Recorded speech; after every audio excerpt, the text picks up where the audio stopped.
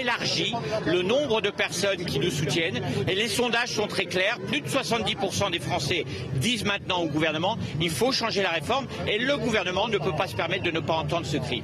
Il y a eu plusieurs mobilisations. Déjà, le gouvernement n'a reculé sur pas grand-chose. Mardi, examen au Sénat. Est-ce que vous pensez pouvoir obtenir des choses encore?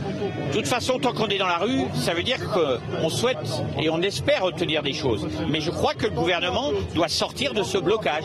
C'est le gouvernement qui est bloqué. La CFDT a fait des propositions d'évolution du texte. Même ces propositions n'ont même pas reçu un écho de la part du gouvernement. Donc c'est lui maintenant qui est bloqué. Il est bloqué et il doit comprendre que plus de 70% des Français soutiennent le mouvement des syndicats et c'est à lui maintenant de changer. Quels sont les points sur lesquels vous espérez faire reculer le texte? Mais nous avons toujours une démarche de refus global de cette réforme.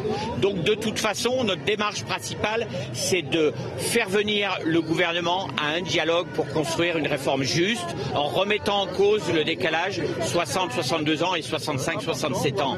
Maintenant, on a dit au gouvernement qu'il pouvait supprimer la borne des 67 ans, tout simplement parce qu'elle n'est pas mise en œuvre maintenant. Même ça, il ne l'entend pas. Donc nous restons sur une opposition globale à cette réforme. Le 23 septembre, le gouvernement a vu un recul du mouvement dans les chiffres de la mobilisation. Est-ce qu'aujourd'hui, vous espérez qu'il y ait plus de monde encore dans les rues? Non, mais on voit bien que le gouvernement a trafiqué les chiffres.